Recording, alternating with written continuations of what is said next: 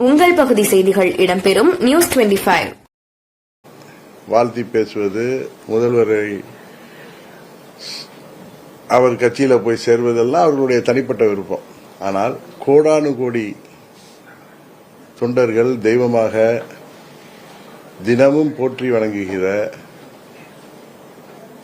புரட்சித் தலைவர் எம்ஜிஆர் அவர்களுக்கும் புரட்சித் தலைவி அம்மா இதய தெய்வம் அம்மா அவர்களுக்கும்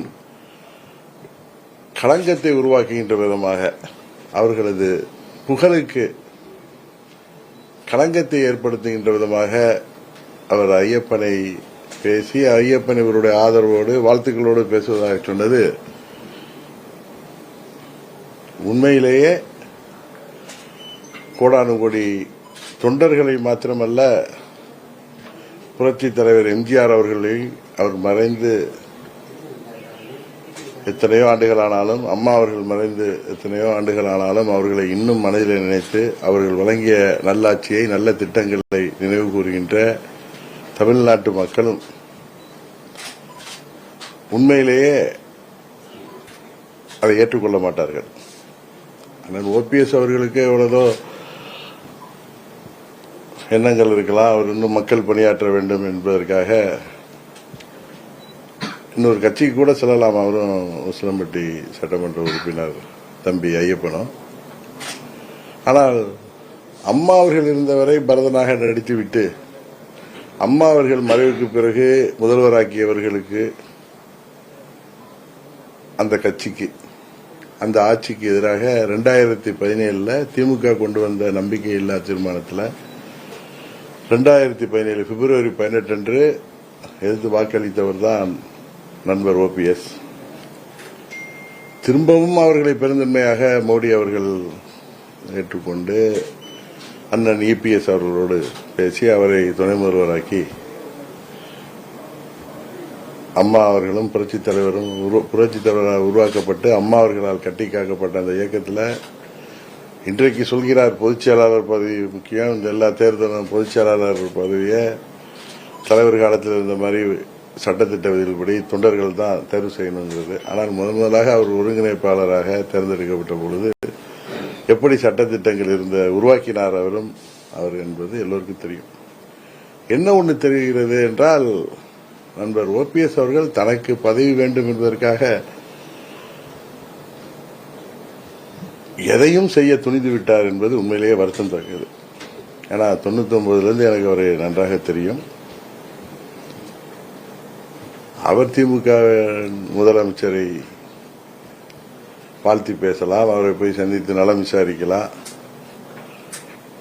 2017 பிப்ரவரி மாதம் 5ஆம் தேதி அவரை பதவியிலிருந்து இறக்கியது ஒரு நியாயமான நடவடிக்கை என்பதை இன்றைக்கு தமிழ்நாட்டு மக்கள் புரிந்து கொள்வார்கள். ஏன்னா அவர் திமுக போய் சேரட்டும், அங்க அவர் பதவிக்கு வரலாம், வர முடியாமல் போலாம், அதெல்லாம் மக்கள் தீர்மானிப்பார்கள்.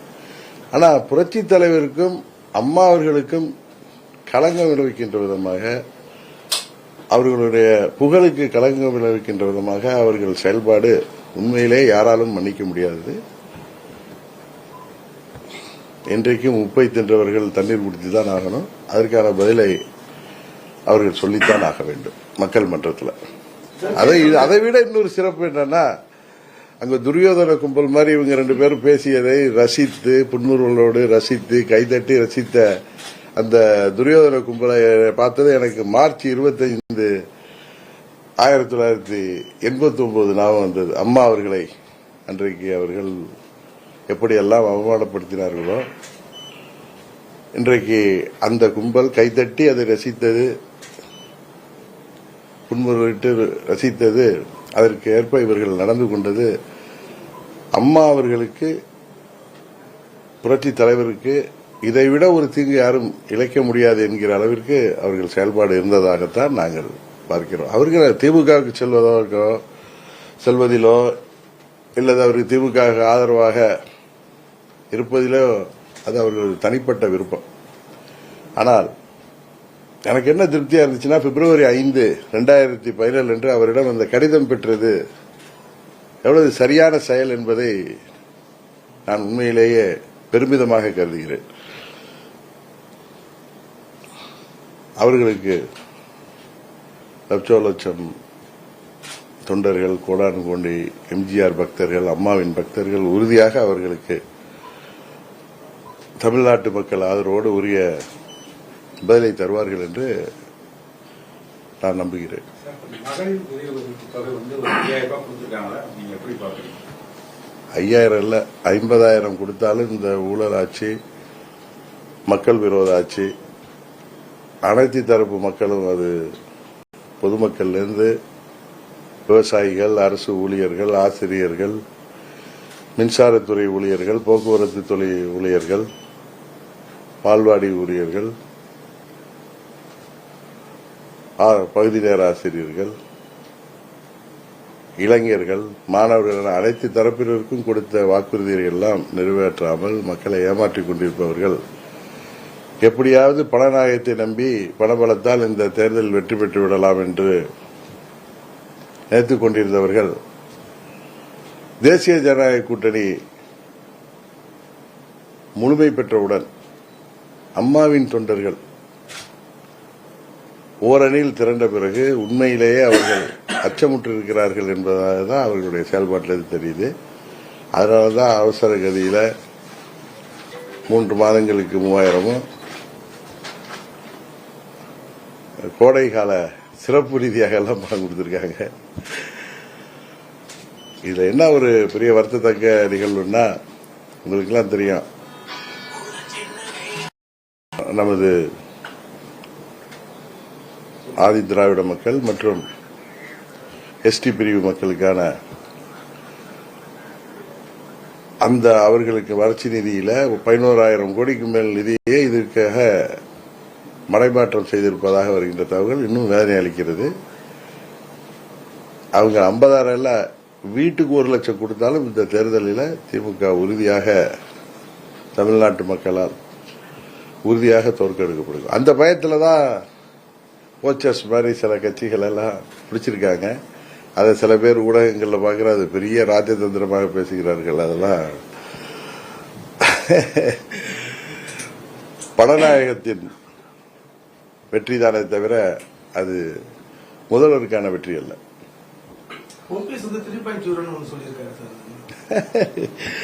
1.0 தர்ம யுத்தம் நடத்தினாரு. தர்ம யுத்தத்தை தர்மர் நடத்தணும் இல்ல? அண்ணன் ஓபிஎஸ் அண்ணனை தர்மராக நினைச்சுக்கொண்டு அன்றைக்கு ஆரம்பித்த ஆட்டம் 2.0 அதெல்லாம் என்ன சொல்லுவாரு அவரு கேட்கிட்டா, அதை பெரியவர் குருமூர்த்தி சொல்லிதான் நான் பண்ணேன்னு சொல்றாரு. சுயபுத்தி இருக்காதான்னு தெரியல. 2.0 அன்றைக்கு சொன்னார். தர்மயுத்தம் 2.0 நான் நமது முன்னாள் அமைச்சர் வைத்தியலிங்கம் அவர்களும் சகோதரர் மனோஜ் பாண்டியன் அவர்கள் சொல்லிதான் ஆரம்பிச்சேன். இப்ப 3.0 யார் சொல்லி ஆரம்பித்தார் என்று தெரியவில்லை. இது அவருக்கு உண்மையிலேயே இது நல்ல பாடத்தை போகட்டும். ஏன்னா தர்ம யுத்தத்தை தர்மம் நடத்தணும், அதர்மவாதிகள் நடத்தலாம். அது அதர்மத்தில் தான் அவர்களுக்கு முடியும். அதாவது போய் முடியுது, எங்க போய் சேர்றாங்க? துரியோதன கூட்டத்தில் போய் சேர்றாங்க. அதான் உண்மை. சார், நீங்க மாநில அரசியல் இருப்பீங்களா, மத்திய அரசு தேசிய கண்ணோட்டத்துக்கு சேருவீங்க? இப்ப பாராளுமன்ற தேர்தல் ராஜ்யசபா, அங்க ராஜ்யசபா போட்டிடுவீங்களா இல்ல சட்டசபையில போட்டிடுவீங்க? நான் உங்கள்கிட்ட சொல்லிட்டேன், சட்டசபை தேர்தலில் நான் போட்டியிடவில்லை. ராஜ்யசபா உறுப்பினர் பதவிக்கும் நான் கேட்கவில்லைன்னு சொல்லிட்டேன். ஏதோ ஊடகத்தில் ஏதோ செய்திகள்லாம் வருது, நான் கேட்கவும் இல்லை. யூகத்துக்கெல்லாம் நம்ம பதில் சொல்ல முடியாது. நாங்கள் அதற்காக தேசிய ஜனநாயக கூட்டணியில் அங்கம் வகிக்கிற பாஜக கூட்டணியில் நாங்கள் மீண்டும் இணைந்திருக்கிறோம். நான் பாஜக தலைவர்கள்ட்ட திமுகவை வீழ்த்த அம்மாவின் தொண்டர்கள் ஓர் அணியில் இணையணுங்கிறது தான் டெல்லியில் உள்ள பாஜக தலைவர்களின் விருப்பம்.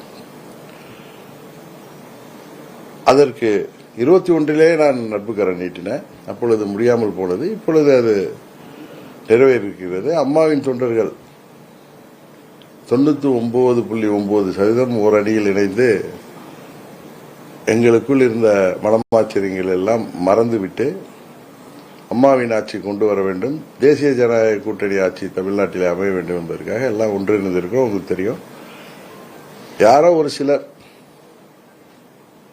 தங்களுக்கு பதவி இல்லை, வீட்டில் தூங்கிட்டு இருந்தவங்க எல்லாம் அம்மாவின் ஆட்சி வரணும், அம்மாவின் கட்சி ஒன்றிணைப்பேன் என்று சொல்லியவர்கள் இன்றைக்கு திடீர்னு கிளம்பி டம்மி வேட்பாளர்களை எல்லாம் நிறுத்துவதற்கும், இன்னும் சில பேர் போய் டம்மி அவர்களுக்கு அம்மாவின் தொண்டர்கள் நாங்கள் உறுதியாக இந்த தேர்தலில் பாடம் புகட்டுவோம். சீப்பை ஒழிச்சிட்டா கல்யாணத்தை நிறுத்திடலான்னு சில பேர் நினைக்கிறாங்க. அது உறுதியாக நடக்காது. கூட்டம் போட்டிருக்காங்க. தேனியில எங்க கட்சி ஆரம்பிக்க போறோம் அப்படிங்கிற மாதிரி புதிய கட்சி தான் நாங்க வந்து பண்றோம். திமுகவையும் உங்களையும் வீழ்த்துறது தான் நாங்க திமுகவே எங்களை வீழ்த்தலாம். தனிப்பட்ட தினகரன் தனியா போறப்ப என்ன காரம் மறைச்சு அடிக்கலாம், வீழ்த்தலாம். திமுகவுக்கு சாதகமாக செயல்படுபவர்கள் செயல்பாடுகளை மக்கள் தெரிந்து கொள்வார்கள். இன்னும் சொல்ல போனா அம்மா என்றவர்கள், அம்மா தான் தெய்வம், அம்மாவின் ஆட்சி வேண்டும், அம்மாவின் கட்சியை நாங்கள் ஒன்றுபடுத்துவோம் என்று சொன்னவர்கள் எல்லாம் இன்றைக்கு திமுகவின் ஏஜெண்டுகளாக செயல்பட்டு வருவது வெட்ட வெளிச்சமாகி வருகிறது. கேளுங்க, அதே மாதிரி ஒரு கட்சி ஆரம்பிச்சா அந்த கட்சி ரிஜிஸ்டர் ஆகிறதுக்கு குறைந்தபட்சம் 6 மாசம் ஆகும். தேர்தல் ஆணைய விதிகள் படி ஒரு கட்சி ஆரம்பிச்சோன்னா அதை ரெசல்யூஷன் போட்டு அந்த கட்சி 100 பேர் சேர்ந்து ஒரு கட்சி அடிப்படையாக 100 மெம்பர்கள் சேர்ந்து உருவாக்கி அதை தேர்தல் ஆணையத்தை எழுப்பி அது 6 மாதங்கள் ஆகும். என்னதான் இவங்க அவசரப்படுத்தினாலும் அது 3 மாதங்களுக்குள் முடியவே முடியாது. அதனால யாராவது கட்சி ஆரம்பிப்பேன் என்று உங்களெல்லாம் ஏமாத்துறாங்களா, ஏமாறாதீங்க. இன்னும் சில பேர் நான் இன்னைக்கு தமிழ்நாட்டில் ஏதோ எத்தனையோ நிகழ்ச்சிகளை பார்த்திருக்கோம். கடந்த காலங்களில் எத்தனையோ அரசியல்கள் இருக்கு. ஆனா திடீர் சாம்பார், திடீர் இட்லி மாதிரி திடீர்னு கட்சி தொடங்குவோம், திடீர்னு வேட்பாளர்களை, அதுவும் நிறைய கட்சிகள் இப்ப கூட திமுக என்ன பண்றாங்க, பிள்ளை பிடிப்பவர்கள் போல. நம்ம ஊர்ல எல்லாம் அந்த பிள்ளை பிடிப்பவன் பூச்சாண்டி மங்களா அது மாதிரி அண்ணா திமுகல எம்எல்ஏ இருந்தவங்க எல்லாம் பிடிக்கிறாங்க. அந்த தனிநபர்கள் போய் அங்கு போய் சேர்வதனாலையும் அவர்கள் அம்மாவின் ஆட்சியை வரவிடாமல் தடுக்க முடியாது. யாரோ ஒரு சிலரை சட்டமன்ற உறுப்பினர்களாக இந்த இரட்டை இலையாளானவர்களை அவர்களை அழைத்து சென்று என்னதான் பணநாயகத்தோடு இருந்தாலும் அந்த தொகுதி மக்கள் என்ன நினைப்பார்கள் தெரியும். அதெல்லாம் பார்த்திருக்கோம். ஆனா இன்னொரு கட்சியில இருந்து ஆள்களை பிடித்து வேட்பாளர் நிறுத்துவதற்கு சிலர் முயற்சி இருப்பது இன்னும் விந்தையிலும் விந்தையா இருக்கு. இந்த 26 தேர்தலில் இந்த கடந்த 3 மாதங்களாக நடக்கின்ற விந்தைகள் எல்லாம் பார்க்கும் பொழுது, இன்னும் தேர்தல் நடக்கிற விந்தைகள் எல்லாம் பார்க்கும் பொழுது பல பேருடைய உண்மை சொரூபம் வெளிப்பட்டு வருகிறது. இப்ப அண்ணன் OPS தன்னை பரதனாக காட்டிக்கொண்டவர் இன்றைக்கு அவருடைய செயல்பாடு தெரிகிறது. அதுபோல இன்னும் சில பேர்களின் உண்மை சொரூபம் விரைவில் வெளிப்படும். தமிழகத்தில் கூட்டணி ஆட்சி NDA கூட்டணி உறுதியாக இந்த தேர்தலில் ஆட்சி அமைக்கும். சசிகலா வருவாங்க. விடிய விடிய கதை கேட்டு சீதைக்கிராம சித்தம் பாக்குறீங்க. ஆமா, அதை பற்றி எனக்கு தெரியல. அவர் ஒன்றும் தேர்தலில் போட்டிட்டு சொல்லலையா? அது தெரியல. நீங்க அவர்கிட்ட பெரியவர்கிட்ட தான் கேட்கணும். இன்னும் தொகுதி பங்கீடு பற்றி இந்த பேச்சுவார்த்தையை ஆரம்பிக்கல. நீங்களாதான் தொலைக்காட்சியில் 6, 5, 4 அந்த ஒரு இல்ல எங்க கட்சியில தகுதியான வேட்பாளர்களுக்கு கௌரவமான முறையில் எங்க கூட்டணியில சீட்டுகள் பெற்று அவர்கள் வேட்பாளராக நின்று குக்கர் சின்னத்தில் போட்டியிட்டு உறுதியாக நாங்கள் வெற்றி பெறுவோம். இந்த தேர்தலில் இதற்கு முன்பு நான் தனியாக சட்டமன்றம் சென்றேன். இந்த எங்கள் கட்சியை சேர்ந்த நிர்வாகிகள் தகுதியான வேட்பாளர்கள் சட்டமன்றத்திற்கு சட்டமன்ற உறுப்பினர்களாக செல்வார்கள்.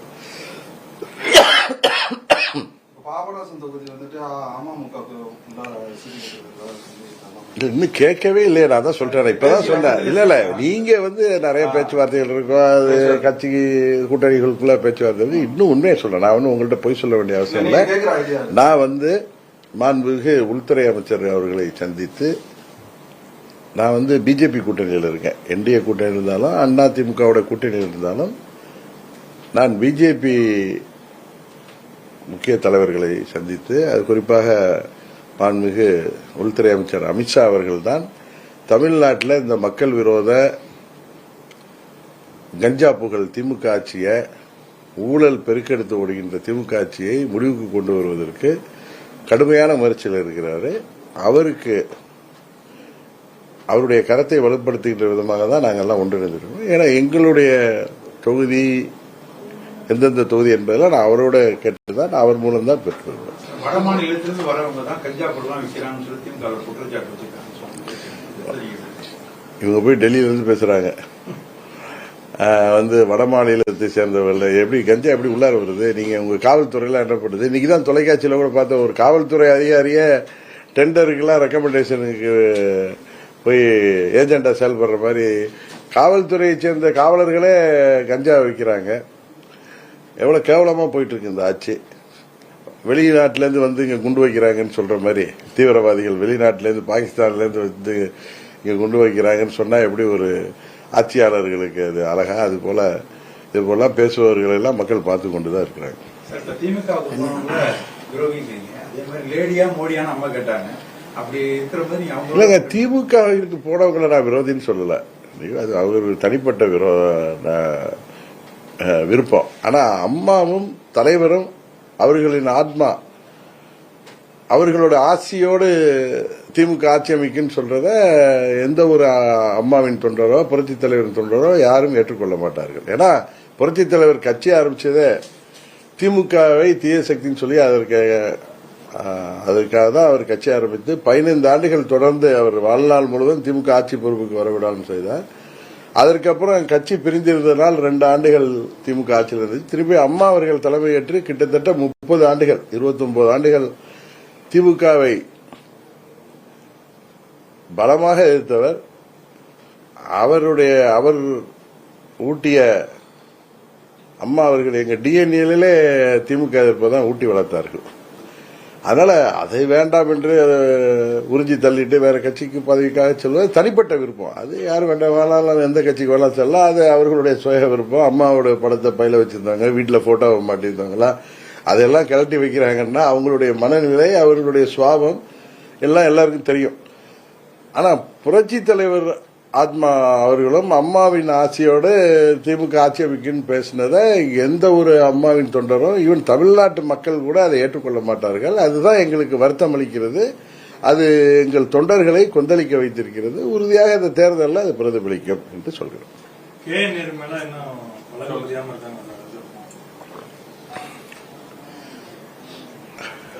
சென்னை உயர்நீதிமன்ற தலைமை நீதிபதி அமர்வு அதுல பிரைமா ஃபேசி இருக்கு, கேஸ் ஃபைல் பண்ணுங்கன்னு அரசாங்கத்தை சொல்லியிருக்காங்க.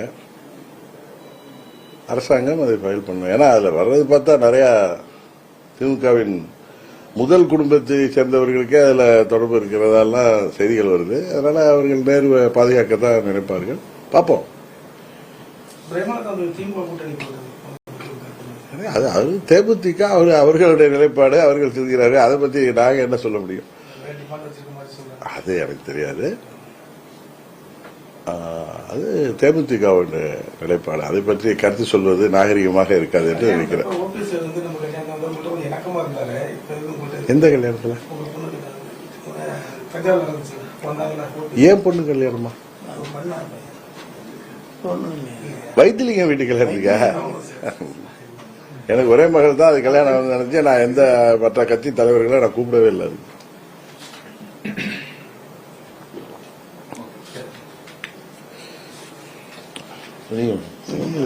சும்மா இருக்கு.